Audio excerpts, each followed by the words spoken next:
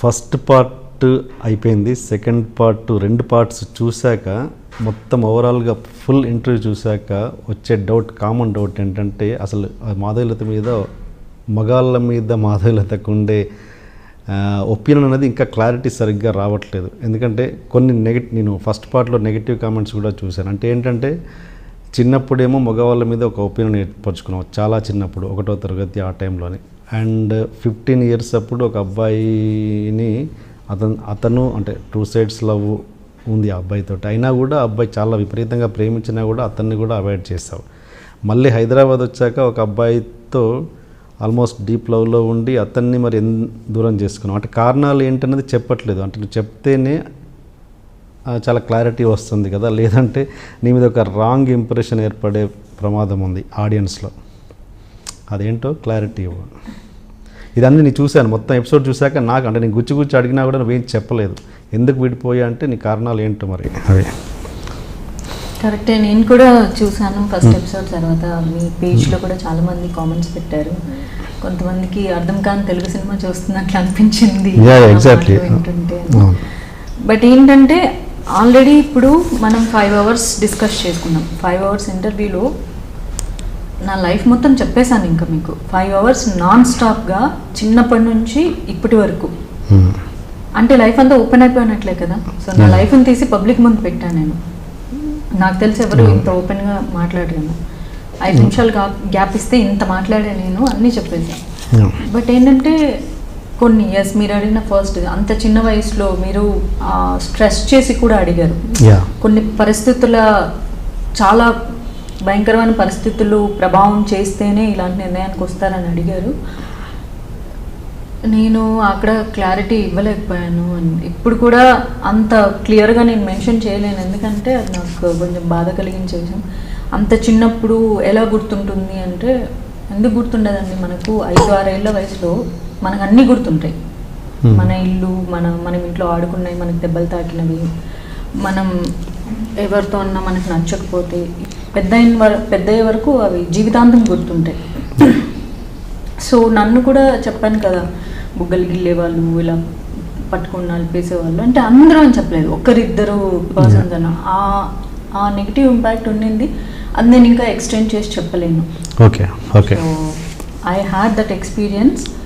అది మగాళ్ళకి అర్థం కాదు, చూసే ఏ మగాళ్ళకి అర్థం కాదు. కానీ చాలామంది అమ్మాయిలకు అర్థమవుతుంది అది, ఆ పెయిన్. ఎక్కడో ఒక చోట ఎవరో ఒక అమ్మాయికి ఇలాంటి ఇన్సిడెంట్ జరిగే ఉంటుంది.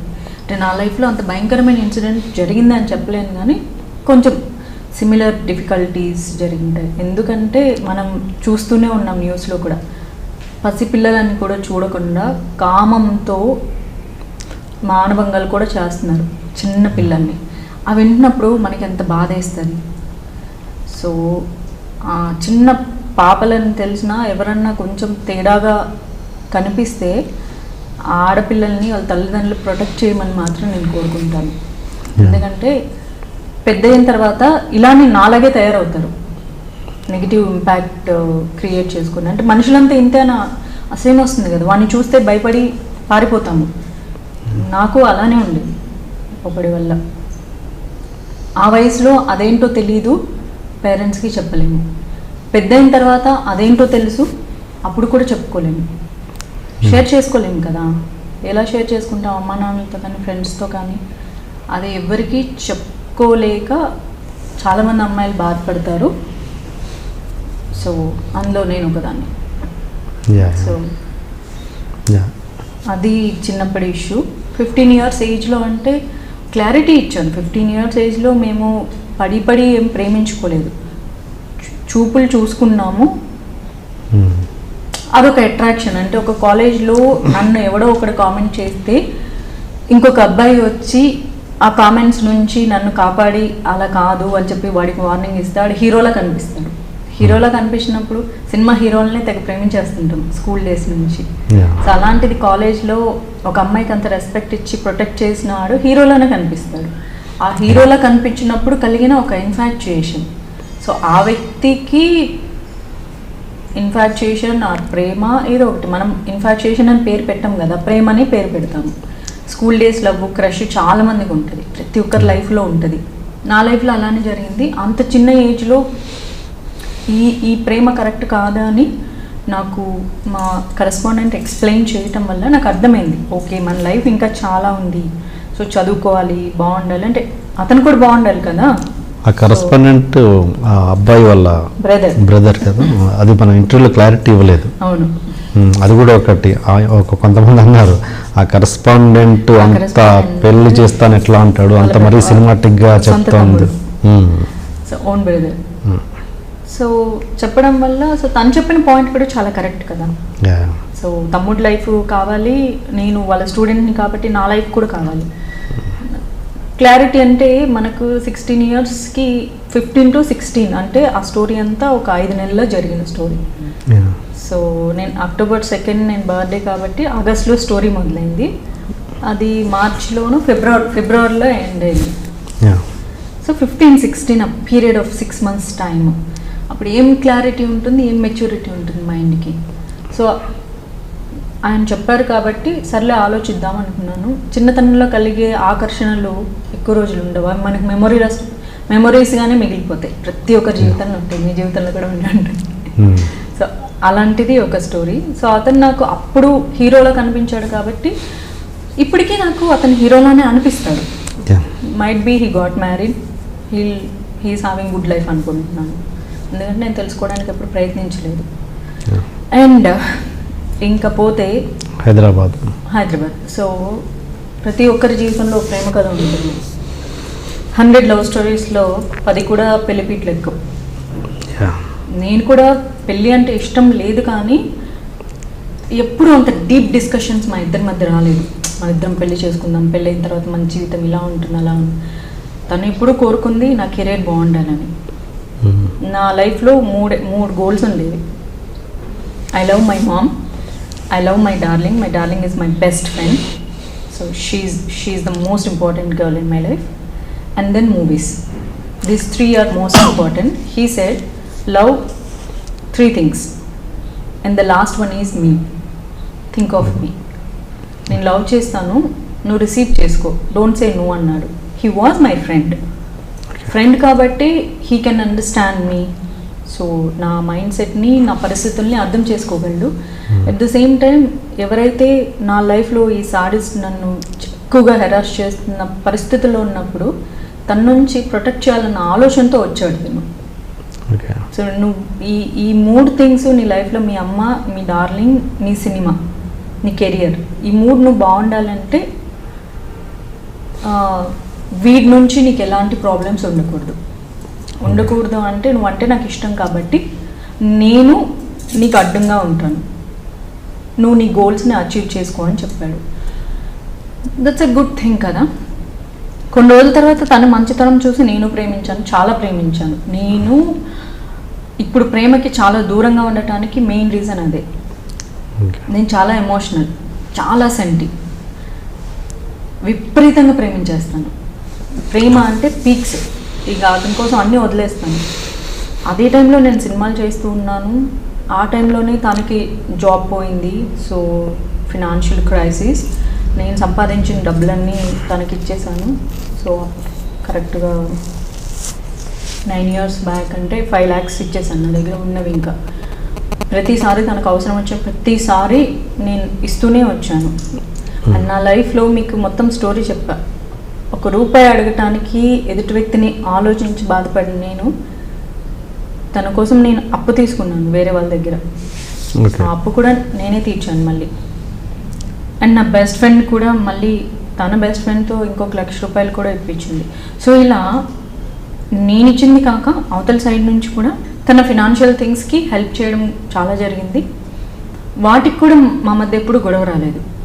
అంటే మా మధ్య డబ్బుకు గొడవ రాలేదు, సాడిస్ట్ విషయంలో గొడవ రాలేదు. There's I said understanding problem. So understanding అంటే చాలా వస్తాయి. అంత మంచి వ్యక్తిని అంత ఈజీగా ఎలా అపార్థం చేసుకున్నాను అంటే, నేను అంత ఈజీగా అపార్థం చేసుకునే టైప్ కాదు, వదిలేసే టైప్ అంతకంటే కాదు. మా స్టోరీ మొత్తం 2.5 సంవత్సరాలు. అందులో ఒక 6 months బాగున్నాము, చాలా బాగున్నాము. తన లైఫ్లో ఇంకొక అమ్మాయి ఉంది. ఓకే. సో సార్ లాస్ట్ ఇంటర్వ్యూలో ఎందుకు చెప్పలేదంటే లైఫ్ అంతా అందరి ముందు పెట్టేశాను, ఈ పాయింట్స్ కూడా ఎందుకు పెట్టుకోవడం అంటే మాధవి లైఫ్ మరీ ప్యాథటిక్ స్టోరీ, మరి మాతృదేవోభావాల స్టోరీ లాగా ఇన్ని ప్యాథటిక్ ఉంటాయా, నిజంగా జరిగింటాయా అని. బట్ చాలామంది అమ్మాయిల లైఫ్లో చాలా రొటీన్గా జరుగుతుంటుంది ఇంకొక అమ్మాయి రావడం. ప్రాబ్లం ఏంటంటే ఆ అమ్మాయి తన లవర్ కాదు, బెస్ట్ ఫ్రెండ్ అంటాడు, కానీ వాళ్ళు బెస్ట్ ఫ్రెండ్లా బిహేవ్ చేయరు. She got married. నేను ఫస్ట్ వాళ్ళ ఫ్రెండ్షిప్ చూసి చాలా ఇంప్రెస్ అయ్యాను, ఒక ఫ్రెండ్ని ఇంత బాగా చూసుకుంటే నన్ను ఇంకెంత బాగా చూసుకుంటాడు అని. And he said when I questioned, అదేంటి ఫ్రెండ్ ఇంత బాగా చూసుకుంటావు అని ఇంప్రెస్ అయితే ఇప్పుడు ఎందుకంటే, కరెక్టే, దూరంగా ఉండి ఒక ఫ్రెండ్గా చూసినప్పుడు చాలా బాగుంటుంది. నేను తన లైఫ్లో ఉన్నప్పుడు ఆ అమ్మాయికి అంత ఇంపార్టెన్స్ ఇస్తుంటే ఆబ్వియస్లీ ఆమె గర్ల్, నేను తట్టుకోలేకపోయేదాన్ని. ఆ విషయంగా విడిపోవాలని ఎప్పుడు అనుకోలేదు. గొడవలు జరుగుతాయి, చాలా న్యాచురల్ అది. సో తను ఎప్పుడు ఒక మాట, ఆ పీక్స్ గొడవలకి వెళ్ళినప్పుడు తను కావాలా నేను కావాలా అని అడిగా. హీ సెడ్ తనే కావాలి, నువ్వు వద్దు. నన్ను ఎప్పుడు ఏంజల్లా చూసే కళ్ళు, ఏంజల్లానే చూస్తాడు. నేను ఆమె కామన్ మ్యాన్, నువ్వు హీరోయిన్ అవ్వాలనుకున్నావు, అలాంటి నన్ను ఒక నార్మల్ పర్సన్ లవ్ యాక్సెప్ట్ చేసావు అన్న చూసిన కళ్ళు, నాకు ఆ అమ్మాయి కావాలి, నువ్వు వద్దు. I said she's married, so what, నాకు తన ఫ్రెండ్షిప్పే కావాలి, తన కోసం ఎవరినైనా వదిలేస్తాను, నా పేరెంట్స్ని వదిలేస్తాను, నిన్ను కూడా వదిలేస్తాను అని చెప్పాడు. ఈ గొడవలు అలానే కంటిన్యూ అయ్యాయి 1.5 year, అంటే 2.5 yearsలో 6 months బాగున్నాం, 2 సంవత్సరాలు ఇవే గొడవలు. ఎందుకో వాళ్ళ ఫ్రెండ్స్లా ఉండరు, నాకు నచ్చదు. నువ్వు మామూలుగా మాట్లాడుకో, ఫ్రెండ్స్ ఇప్పుడు ఫ్రెండ్స్తో ఎవరైనా మాట్లాడతారు, కాదు మేము పర్సనల్గా మాట్లాడుకుంటాం, మేమిద్దరమే కలుసుకుంటాము, ఇలా అన్నీ చెప్పేవాడు. నేను అన్నీ ఓపెన్గా చెప్తున్నాను కదా నీకు అంటాడు. నేనేదో రాంగ్ రిలేషన్ ఉందని చెప్పను, కానీ పర్సనల్గా కలుసుకొని చేతులు పట్టుకొని మేమిద్దరం మాట్లాడుకుంటాము, మేము చేతులు పట్టుకోకుండా మాట్లాడితే మాకు మాట్లాడినట్లు ఉండదు అంటాడు. అసలు ఎవరికైనా ఏ అమ్మాయికైనా ఎంత పెయిన్ ఉంటుంది అలా చెప్తే. ఆ పెయిన్స్ అన్నీ చాలా తీసుకున్నాను నేను. ఓకే. ఆ తర్వాత ఒకసారి ఆ అమ్మాయికి మెయిల్ కూడా పెట్టాను, ఎందుకు నా లైఫ్ని ఎందుకు స్పాయిల్ చేస్తున్నావు, just go away from my life అని. అది నేను చాలా పెద్ద నేరం చేసినట్లు. తను మా అమ్మని తిట్టేశాడు, నన్ను తిట్టాడు, కూతుర్ని ఎలాగైనా పెంచడం అని. ఆ రోజు మదర్స్ డే, మా మమ్మీ చాలా ఏడ్చింది. ఓకే. ఎన్ని తిట్లు తిట్టిస్తావని. నేను చేసిన తప్పేంటంటే ఆ అమ్మాయికి మెయిల్ పెట్టడం, అందుకని నేనేం చేయలేదు. నీకు ఎంత ధైర్యం ఉంటే తనకు మెయిల్ పెడతావు, ఈ రోజు నుంచి నువ్వు నా జీవితంలో వద్దు, తనే కావాలి నాకు, నువ్వు అక్కర్లేదు. ఎన్ని గొడవలు జరుగుతున్నా మళ్ళీ తనకి నా మీద రెస్పాన్సిబిలిటీ ఉండేది, నాకు తన మీద ప్రేమ ఉండేది, నాకు కావాల్సిన హెల్ప్స్ అన్నీ చేస్తూ ఉండేవాడు. నేను కూడా మళ్ళీ ఆ 2 yearsలో ఎన్ని గొడవలు ఇది అండర్ కరెంట్గా నడుస్తూ ఉంటే నేను హెల్ప్ చేస్తూ ఉండేది. ఫైనల్గా తను మళ్ళీ అలానే ఫిక్స్ అయ్యాడు. చాలాసార్లు డిస్కషన్లు జరిగాయి ఎవ్రీ ప్లేస్లో, ఇక్కడ రెస్టారెంట్కి వెళ్ళినా, ఇంట్లో, టెంపుల్లో. ఇప్పటికన్నా అమ్మాయి నీ లైఫ్లోంచి వెళ్ళిపోదా, ట్రీట్ లైక్ ఎ ఫ్రెండ్, కానీ తన కోసం జీవితాన్ని వదిలేస్తాను అంటున్నావు చూడు, దట్స్ నాట్ కరెక్ట్. నీకు తన మీద ప్రేమ, ఇంతకుముందు ఏమైనా ప్రేమించి ఒకవేళ పెళ్లి చేసుకోలేని పరిస్థితుల్లో విడిపోయింటే నాకు చెప్పు, ఐ డోంట్ మైండ్. కానీ మా ఇద్దరి మధ్య ఏమీ లేదు, కానీ తనే నాకు కావాలి అనడం ఇట్స్ నాట్ కరెక్ట్ థింగ్ అంటే, నో మేమిద్దరం ప్రేమించుకోలేదు అంటే. నాకు బెస్ట్ ఫ్రెండ్కి మీనింగ్ తెలుసు, బెస్ట్ ఫ్రెండ్ ఎలా బిహేవ్ చేస్తారో తెలుసు. They will be like something different. We're together forever, అది వాళ్ళ క్యాప్షన్. టుగెదర్ ఫర్ ఎవర్ అంటే అమ్మాయి పెళ్లి చేసుకోవడం ఎందుకు, ఎక్కడ ఉండడం ఎందుకు. అండ్ షీ గాట్ సన్, ఆ సన్ని తినే పెంచాలి అంట దగ్గరుండి, ప్రతి నిమిషం నువ్వే దగ్గరుండి చూసుకోవాలి, అదే నా కోరిక అంటుందంట అమ్మాయి. హస్బెండ్ లేడా తనకి? ఉన్నాడు, హస్బెండ్ పెంచితే ఇష్టం ఉండదంట తనకి. సో మొత్తం ఇన్ డీటెయిల్స్ నేను చెప్పను, కానీ నేను ముందే చెప్తున్నాను, అంటే వాళ్ళ మధ్య రాంగ్ రిలేషనో ఇంకొక రిలేషనో లేదు. They are brain and heart connected. So they want to live together forever. Okay. అంత దూరం నుంచి ఆ అమ్మాయిని చూస్తూ బతికేసేయాలి, అది తన ఆశ. తను పెళ్లి చేసుకొని తన పిల్లలు ఉంటే తన పిల్లల్ని తను పెంచుతూ బ్రతకాలి అన్నది తన ఆశ. కాకపోతే ఇండియాకి అమెరికాకి చాలా దూరం ఉండడం వల్ల తను అక్కడికి వెళ్ళలేకపోయాడు. ఓకే. నాకు ఫస్ట్ టైం మీకు లాస్ట్ టైం చెప్పిన టాపిక్లో తానా ఉత్సవాలకు 2009లో నన్ను పిలిచినప్పుడు తను కూడా రావాలనుకున్నాడు ఆ అమ్మాయిని చూడడానికి నాతో పాటు. Okay okay. I took all the pains. తన డ్రీమ్ ఒకటే, అమెరికాలో అడుగు పెట్టాలి, ఫస్ట్ ఫోన్ ఆ అమ్మాయికి చేయాలి. నాకు ఎంత పెయిన్ ఉంటుంది లోపల.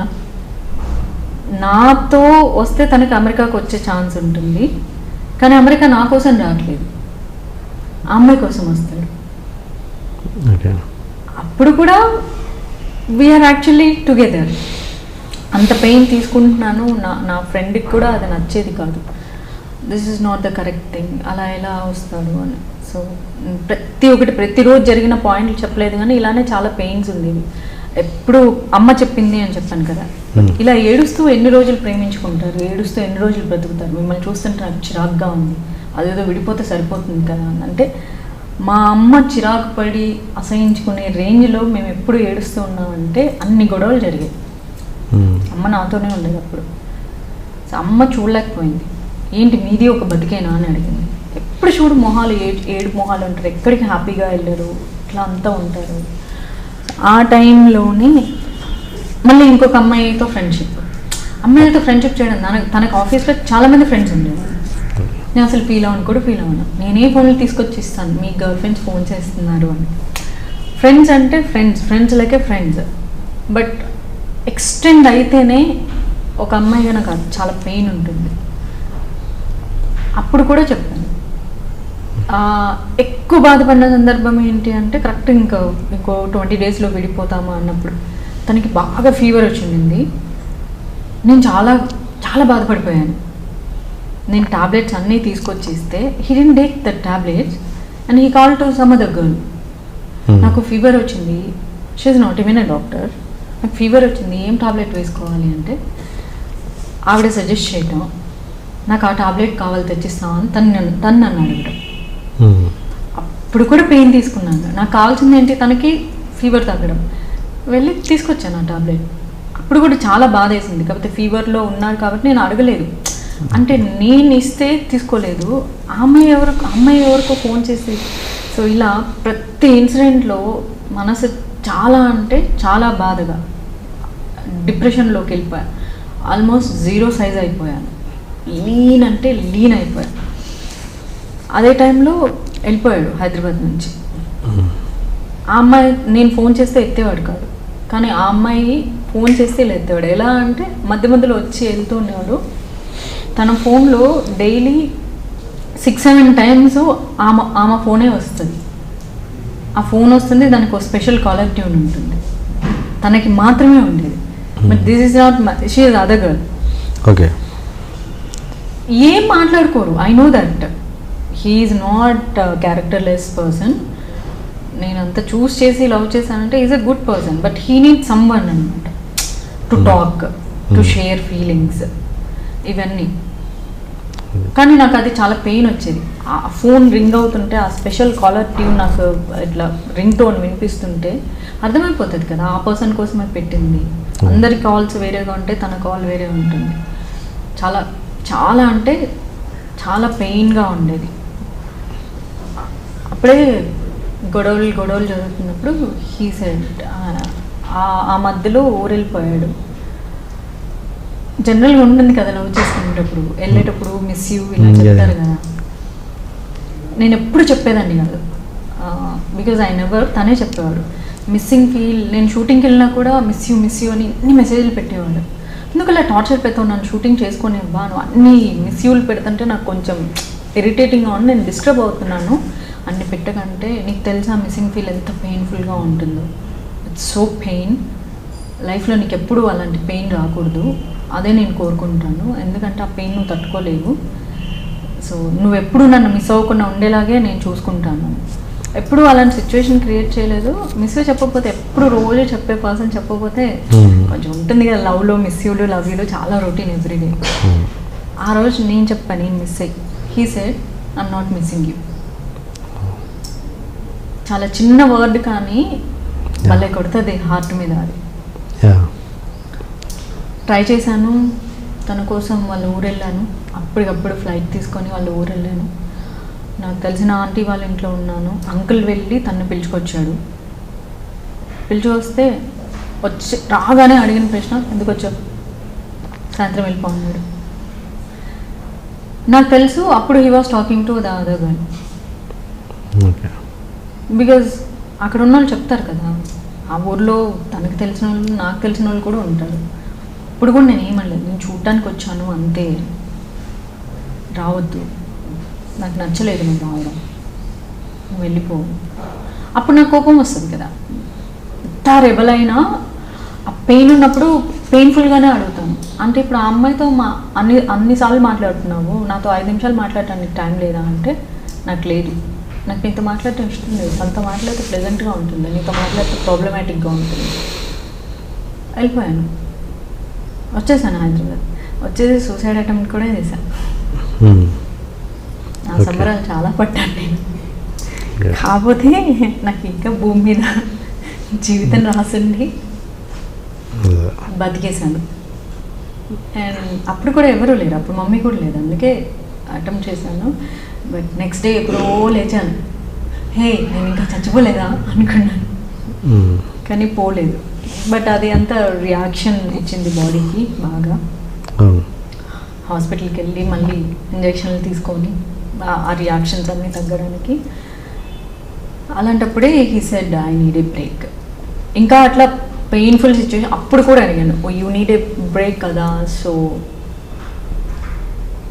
ఆ అమ్మాయితో నువ్వు మాట్లాడుకో ఫ్రెండ్ లాగా, కానీ ఆ అమ్మాయి కావాలని చెప్పకు, నాకు చాలా పెయిన్ఫుల్గా ఉంటుంది అంటే ఇప్పుడు కూడా అదే చెప్తాను, నాకు లైఫ్లో ఆ అమ్మాయే కావాలి.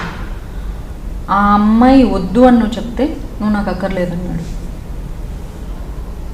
అప్పుడే he said I need a break. I said take a break. ఊరికే అన్నాను కానీ but take a permanent break అన్నాను. బట్ మనసు ఉండదు కదా. నేను అనుకున్నా ఒక 3 months అలా చూద్దాము, 3 months తర్వాత కొంచెం గ్యాప్ వస్తే ఫీల్ బెటర్, మార్పు అన్నది సహజమని. సో అమ్మ చెప్పింది, వెళ్దాంరా బళ్ళారి వెళ్దాంరా, చిన్న గ్యాప్ ఇవ్వు అనింది. నేను ఎప్పుడైతే బళ్ళారి వెళ్ళిపోయానో హీ స్టార్టెడ్ హెరాసింగ్. ఇంకా మళ్ళీ నువ్వు ఇంకొకరిని లవ్ చేస్తున్నావు కదా, అందుకే నన్ను వదిలేసావు కదా. రోజు తాగి ఫోన్ చేస్తాడు. ఎవరు ఈ సాడెస్ట్ కాకుండా ఇతనే కదా నా బాయ్ ఫ్రెండ్. అదేంటంటే ఒకప్పుడు మిస్ అవుతున్నా, మిస్ యూ అని చెప్పేది, ఆ మిస్సింగ్ ఫీల్ ఎక్కువ అయ్యి దాన్ని పాజిటివ్గా చెప్పే ఇష్టం లేక చాలామంది ఉంటారు, మిస్ అవుతారు. ఆ అమ్మాయి దూరం అయితే భరించలేరు, కానీ మిస్ యూ అని చెప్పాలంటే ఈగో, దాన్ని ఇంకొకలా ఎక్స్ప్రెస్ చేస్తారు, నెగిటివ్గా ఎక్స్ప్రెస్ చేస్తారు. నువ్వు ఇంకొకరితో తిరుగుతున్నావు కదా, నువ్వు ఇంకొకరితో మాట్లాడుతున్నావు కదా, అందుకే నన్ను వదిలేసావు, నాతో మాట్లాడలేదు, సో నాకు అప్పుడే హ్యాండ్ ఇచ్చావు, 2 రోజులకి నేను మర్చిపోయాను. ఇలా నేను ఎక్స్ప్లెయిన్ చేయడానికి చాలా ట్రై చేశాను. నాకు ఈరోజు వదిలేసి రేపు ఇంకొకరిని చూసుకునే ఓపిక అస్సలు లేదు. నీ ఒక్కడితోనే నాకు ఎక్కువైపోయింది, 2.5 సంవత్సరాలు చాలా చేసేసావు, నాకు ఇంకా భరించే ఓపిక లేదు, ఏడ్చే శక్తి అంతకంటే లేదు. నాకు రోజు ఏడ్చకంటే ఒక్కసారి ఏడ్చేస్తే పని అయిపోతుంది కదా, జీవితాంతం ఎందుకు ఏడుతుంది. బట్ ఇది తను నమ్మలేదు. అప్పటి వరకు అతను ఉన్నన్ని రోజులు నా లైఫ్లో ఒక్క ఫ్రెండ్ కూడా లేరు. That I told you, nobody in my life except my darling, she is the only girl in my life. ఒక్క అబ్బాయి ఫ్రెండ్ కూడా ఉండేవాళ్ళు కాదు నాకు. నేను సినిమాలు చేసేటప్పుడు హీరో ఎప్పుడన్నా 1-2 సార్లు హార్డ్లీ కాల్ చేసి ఉంటారు. ఎప్పుడన్నా సండే వచ్చినప్పుడు నాని ఒకసారి మామూలుగా చాలా క్యాజువల్గా, హే మాధవి వాట్సాప్ ఏం చేస్తున్నావు అన్న, రేపు షూట్ ఉందా, సరే సరే నాకు లేదు, ఇలా 2 minutes కాల్. దానికే ఓ నీకు కాల్ చేసేంత క్లోజ్ అయిపోయారా మీరు, ఆ ఒక్క మాట చాలు, ఆ వర్డ్. అదేంటి just it's a casual call, ఏముంది ఆర్టిస్టులు చాలా కామన్గా కాల్ చేస్తారు కదా అంటే నీకెవరు ఫ్రెండ్స్ ఉండరు కదా, నువ్వెవరితో మాట్లాడవు కదా, అంటే 2.5 years నేను తనకే డెడికేట్ చేశాను. ఇంకెవ్వరు లేరు, గర్ల్స్ ఉండేవాళ్ళు, ఒక్క బాయ్ కూడా లేరు. సో ఆ తర్వాత ఒక్క ఫ్రెండ్ మాట్లాడేవాడు. సో తన మీద డౌట్, నువ్వు తన్ని లవ్ చేస్తున్నావు, తన్ని లవ్ చేస్తున్నావు. నా ఫ్రెండ్ చెప్పింది, లేదన్నయ్య, షీఈస్ నాట్ లవింగ్ ఎనీబడి. నాకు తెలుసు తను, నేను చాలా ఆల్మోస్ట్ ఎన్ని ఇయర్స్గా చూస్తున్నాను, ఆల్మోస్ట్ 7 years. అప్పటికి 7 years నా ఫ్రెండ్షిప్. తనంత మాట్లాడదు, నువ్వు అలా మాట్లాడొద్దు, నువ్వు ఏమన్నా అను, తనకి పొగరను ఒప్పుకుంటాను, నువ్వు క్వశ్చన్లు మాట్లాడుతున్నాను ఒప్పుకుంటాను, బట్ ఇంకొకరిని లవ్ చేస్తుందంటే నేను ఒప్పుకోను, డోంట్ టాక్ లైక్ దాట్ అని. హీ స్టార్టెడ్ ఎవ్రీడే కాల్ చేస్తే ఎత్తుతాం కదా, ఎత్తకుండా ఎలా ఉంటాం, ఎవరు ఎత్తమన్నారు అని వచ్చి మమ్మీకి కాల్ చేసి కూడా తిట్టాడు ఒకరోజు బాగా తాగేసి, ఇలానే నాని కూతుర్ని పెంచడం అని. మమ్మీ బాగా హర్ట్ అయిపోయింది. ఇంకా ఇలాంటి రిలేషన్ నీకు అవసరం అనింది. అప్పటి వరకు నేను మనసులో అనుకున్నాను తనకి టేక్ ఏ పర్మనెంట్ గ్యాప్ అనుకున్నాను, కానీ నా ఫ్రెండ్కి చెప్పా ఒక 3 months చూస్తాను అని. దాంతో నా మనసు విరిగిపోయింది. అన్ని తిట్టి మా అమ్మని ఏడ్పించి, ఏంటి నాకు ఈ బాధ, ఆల్రెడీ ఒకడు టార్చర్ పెడుతున్నాడు, మళ్ళీ ఈడు తయారయ్యాడు. సో అప్పుడే డిసైడ్ చేసుకున్నా, వద్దు, నా మనసులో ప్రేమ ఉంది ఇంకా, ఎందుకంటే ద్వేషం డామినేట్ చేస్తున్నా, ప్రేమ ఉండే ఉంటుంది. అంతవరకు ఉన్న అండర్స్టాండింగ్, ప్రేమ, షేర్ చేసుకున్న ఎక్స్పీరియన్స్లు, నన్ను చాలా ప్రేమగా చూసుకున్న రోజులు అవన్నీ గుర్తొస్తాయి కదా. కోపం, బాధ 4 రోజులు ఉంటుంది, తర్వాత ప్రేమే గుర్తొస్తుంది కదా. సరే ఎన్ని రోజులు బాధపడినా పర్వాలేదు, లెట్స్ బ్రేక్ దిస్ రిలేషన్ అని చెప్పి క్లియర్గా చెప్పా, I'm breaking this relation and I don't have relation with anybody and I don't want to do. But తను నమ్మలేదు. అలా ఆ తర్వాత ఫోన్లో ఎత్తడం మానేసాను ఆబ్వియస్లీ, బ్రేక్ అనుకున్నాను కదా. అండ్ దెన్ 3 నెలల తర్వాత తను తిరిగి వచ్చాడు, తప్పైపోయింది, క్షమించు, ఇంకా ఆ స్టోరీ అంతా చెప్పేసాను. సో నేను ఎందుకు అంత కఠినమైన నిర్ణయం తీసుకున్నా అంటే, అంత కఠినంగా బాధపడ్డా. నాకు తెలుసు నేను తనతో ఉన్నంత కాలం ఈ అమ్మాయి కూడా ఉంటుంది, ఏదో ఒక సందర్భంలో ఏదో ఒక సిచ్యువేషన్లో నాకు నువ్వు అక్కర్లేదు, ఆ అమ్మాయి కావాలంటాడు.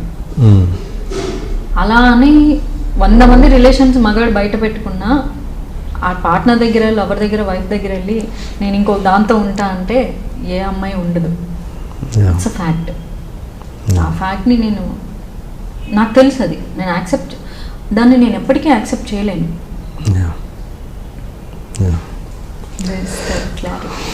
ఓకే, పూర్తి క్లారిటీ ఇచ్చావు.